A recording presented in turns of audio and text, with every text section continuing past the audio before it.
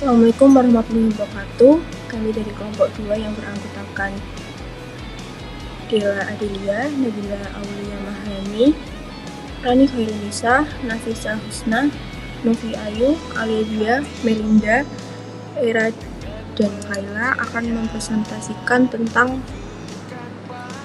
sejarah kebidanan dan pelayanan kebidanan. Yang pertama ada sejarah kebidanan yang akan disampaikan oleh Nabila.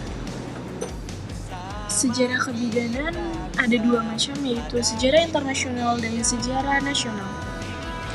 Sejarah nasional sendiri yaitu masa penjajahan Belanda pada tahun 1807, zaman Gubernur Jenderal Hendrik Willem Daendels. Pada zaman pemerintah Hindia Belanda, AKI dan AKB sangat tinggi. Tenaga penolong persalinan adalah dukun. Para dukun dilatih dalam pertolongan persalinan, tapi keadaan ini tidak berlangsung lama karena tidak adanya pelatih kebidanan. Pelayanan kebidanan hanya diperlukan bagi orang Belanda yang ada di Indonesia.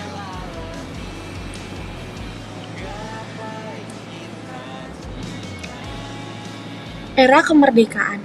Pendidikan bidan formal informal masuk di Indonesia berjalan seiring dengan perkembangan pelayanan kebidanan sesuai tuntunan kebutuhan masih. Dimulai tahun 1851 bersama pendidikan dokter Indonesia, dokter Jawa oleh Dr. Momboch, dibuka pendidikan bidan bagi wanita muda pribumi di Batavia.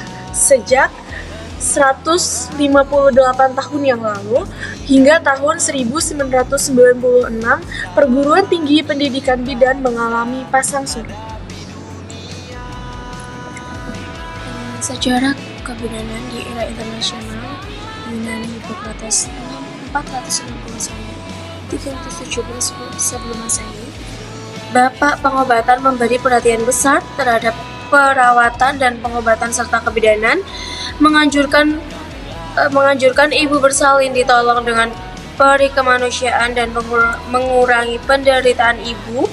Beliau menganjurkan agar ibu bersalin dirawat dengan selayaknya. Sehubungan dengan anjuran itu, maka di negeri Yunani dan Romawi terlebih dahulu merawat wanita nifas. Selanjutnya pelayanan kebidanan. Pelayanan kebidanan dibagi menjadi 4. Perkembangan pelayanan kebidanan berkembang pesat dari tahun ke tahun. Demikian rupa sehingga sampai pada suatu titik tolak ukur sejak adanya konferensi kependudukan dunia di Kairo pada tahun 1994. Pada konferensi itu diputuskan adanya penekanan pada reproductive health atau kesehatan reproduksi, yang oleh karenanya memperluas area garapan pelayanan kebidanan. Area tersebut ialah yang pertama, safe motherhood, termasuk bayi baru lahir dan perawatan abortus.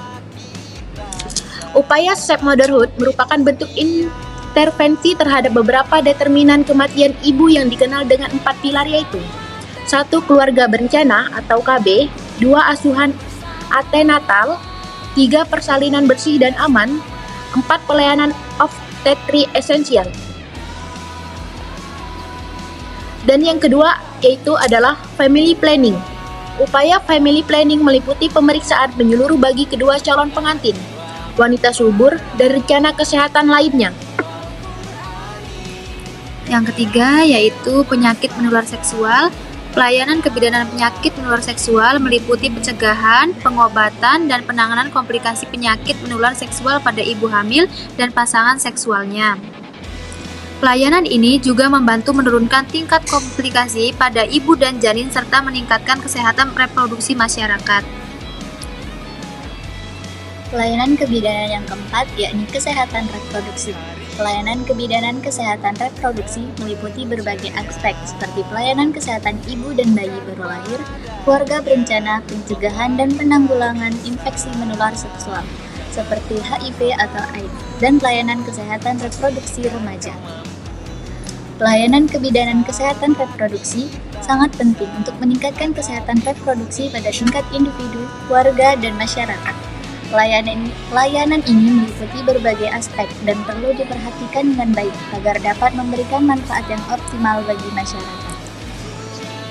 Kemudian ada beberapa peraturan Menteri Kesehatan terkait wewenang bidan, yaitu Permenkes nomor 5380, wewenang bidan terbatas hanya pada pertolongan persalinan normal secara mandiri didampingi oleh petugas lain.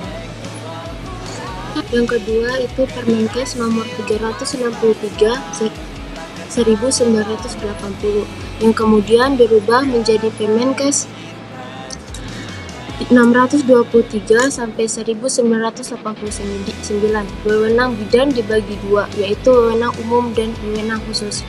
Ditetapkan bila bidan melakukan tindakan khusus di bawah wewenang dokter. Hal ini seperti bahwa bidan dalam melaksanakan tugasnya tidak bertanggung jawab dan bertanggung gugat atas tindakan yang dilakukan.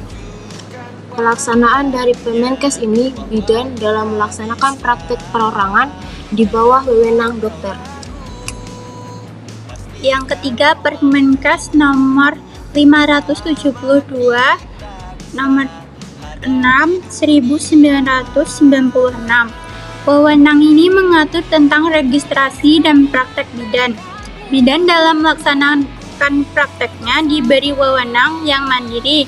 Kewenangan tersebut disertai dengan kemampuan dalam melaksanakan tindakan. Dalam wewenang tersebut mencakup pelayanan kebidanan yang meliputi pelayanan ibu dan anak, pelayanan KB, pelayanan kesehatan masyarakat. Pada saat ini, pelayanan bidan di Indonesia mengacu pada Permenkes nomor 1464/Menkes/Per/2010 pasal 9, di mana bidan dalam menjalankan praktik berwenang untuk